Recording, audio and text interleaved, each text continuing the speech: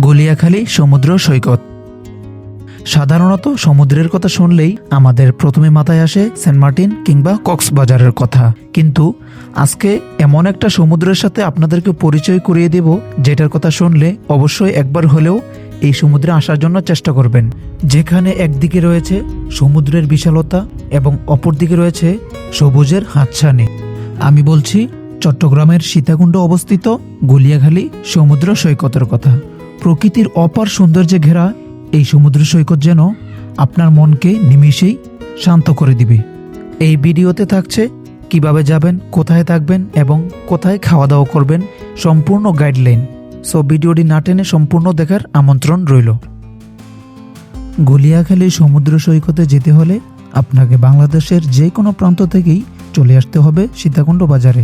আর যারা আমার মতো ঢাকা থেকে রওনা হবেন তারা চাইলে ঢাকা সায়দাবাদ থেকে চট্টগ্রামগামী যে কোনো বাসে উঠতে পারেন। সেক্ষেত্রে ভাড়া পড়বে 5 থেকে 600 টাকার মধ্যে।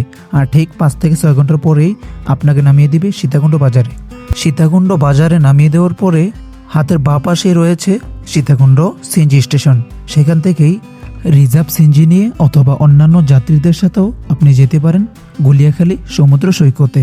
সেখান থেকে আপনার জনপ্রতি ভাড়া হচ্ছে মাত্র 50 টাকা করে। আর যদি রিজার্ভ যান সেক্ষেত্রে আপনাকে গুনতে হবে মাত্র 250 টাকা। ঠিক 10 থেকে 15 মিনিটের পরেই আপনাকে নামিয়ে দিবে এই ধরনের একটা সিএনজি স্টেশনে।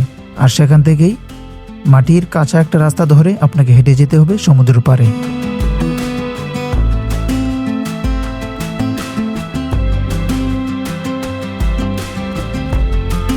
আর ঠিক 5 মিনিট হাঁটলেই আপনি চলে আসবেন ঠিক এমন একটা জায়গায়।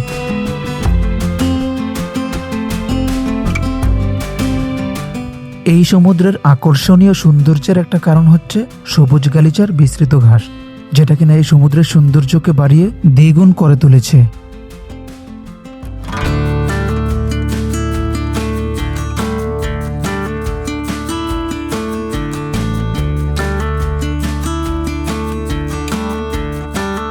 প্রকৃতির অপার সৌন্দর্যে ঘেরা এই সমুদ্র সৈকতে আমি এই প্রথমবারই এসেছি।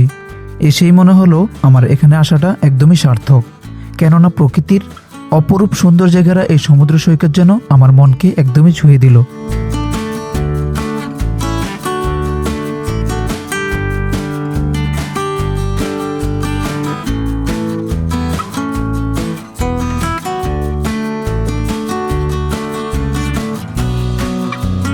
এক পাশে সাগরের বিশালতা, অপর পাশে বিশাল এক কেওড়া বন, যেটা কিনা এই সৌন্দর্যকে বাড়িয়ে নিয়ে গেছে অন্য এক মাত্রায়।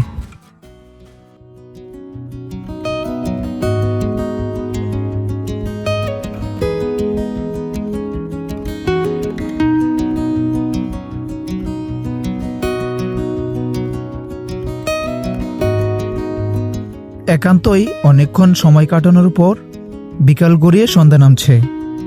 আর ঠিক পশ্চিম আকাশে সূর্যটা ধীরে ধীরে হারিয়ে যাচ্ছে সাগরের বুক চিরে। আর এই দৃশ্যটা দেখাটা অনেকটাই মনোমুগ্ধকর। সো আপনারা যারা আসবেন অবশ্যই ট্রাই করবেন বিকাল দিকে আসার জন্য।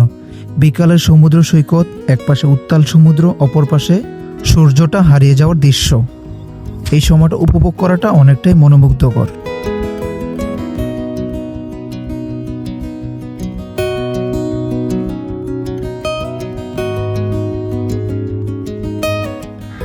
এখানে অনেক দোকানপাটও আছে। আপনারা যদি কিছু কেনাকাটা করতে চান এখান থেকে সরাসরি কিছু কিনা নিয়ে যেতে পারবেন। আপনার বিভিন্ন আইটেম, আচার, চানাচুর, তারপরে বিভিন্ন অনেক ধরনের খাবার, খেলনা, মানে সব জিনিসই পাওয়া যায়।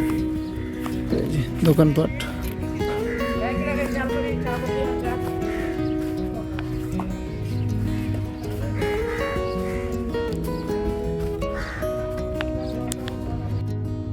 বিকেলের অপরূপ সৌন্দর্য উপভোগ করার পর আমি এখন বিদায় নেব এই সমুদ্র সৈকত থেকে।